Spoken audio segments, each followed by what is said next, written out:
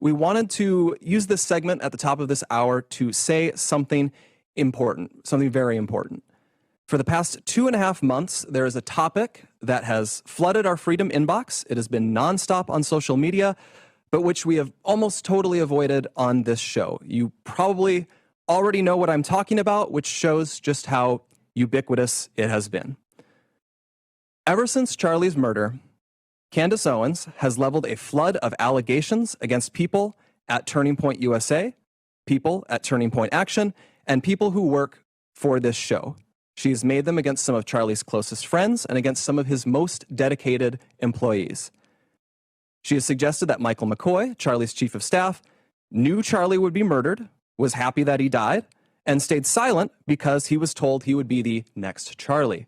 She has suggested Michael is not his real name. It is. I have seen his birth certificate myself.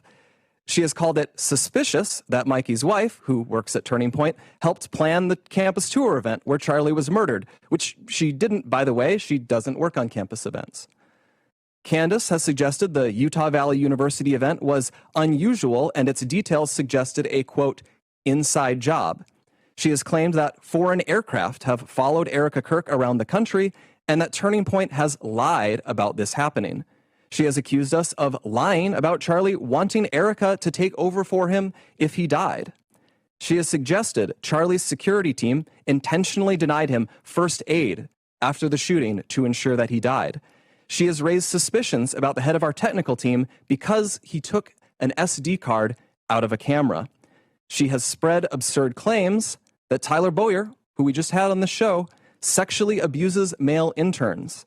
She has suggested that TPUSA faith-affiliated pastors, like theologian Frank Turek, who we'll have on in a moment, and Pastor Rob McCoy, are part of a military, quote, infiltration of Turning Point, either because they are veterans or because they have family members who are.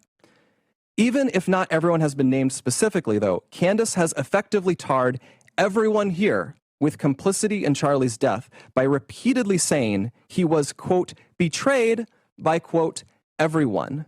She has said Charlie's murder, quote, had to be approved by Charlie's friends, and then suggested those friends might have her murdered too for, quote, knowing the truth.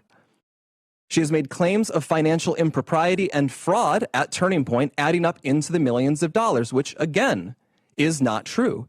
Charlie made sure the organization was audited by a third party every year. He personally reviewed and he signed off on every expense report, and literally every single bill paid by the organization down to a single United States dollar.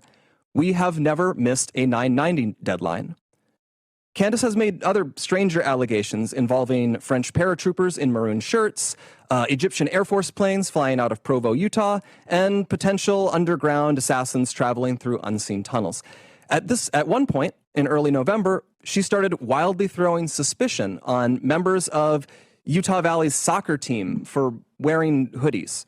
I could go on. There is always something new coming up, and none of it ever pans out because, from the start, there has been nothing there.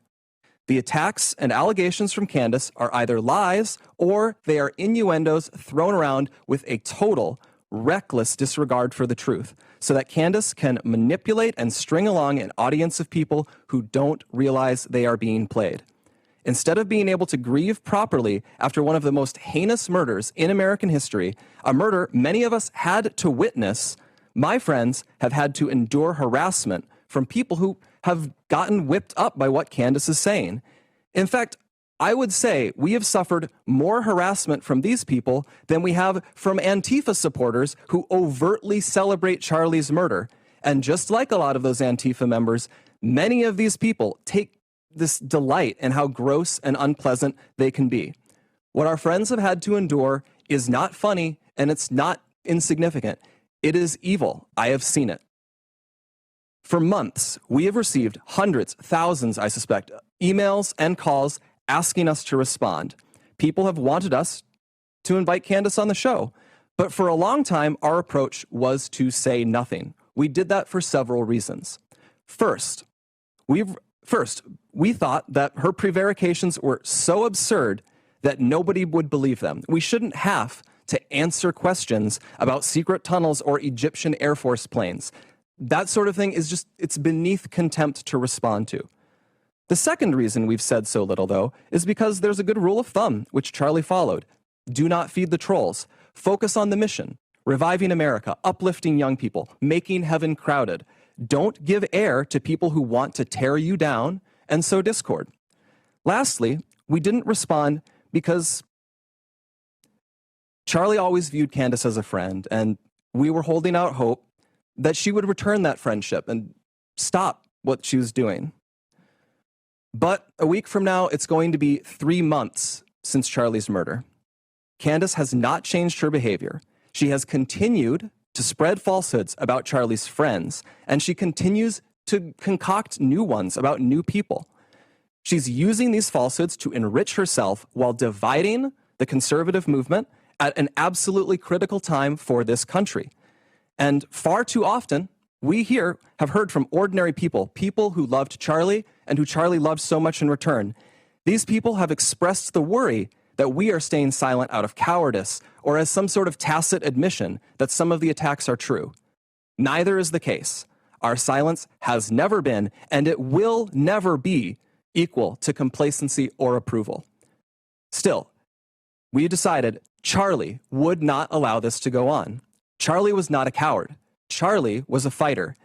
Charlie would not allow someone to spread lies about the people closest to him with impunity. And he would feel ashamed if other people were stepping up to defend his friends while he never did so himself. Candace has mentioned several times that the ball is in our court. So here's what is going to happen. In the near future, there will be a live stream here in Phoenix where we address in a clear and comprehensive way the claims and accusations, the false accusations that have been made against Charlie's family, friends, and the people here at Turning Point. We plan to walk through everything carefully and thoroughly. If Candace is available, we would sincerely welcome her participation in that live stream at our studio here in Phoenix. At this point, we believe the ball is back in her court. Our motivation for doing this is not out of any obligation to Candace. It is about honoring Charlie. We feel a deep responsibility to protect his legacy, his work, and the truth. I feel that. I owe Charlie everything in my life. I feel it immensely.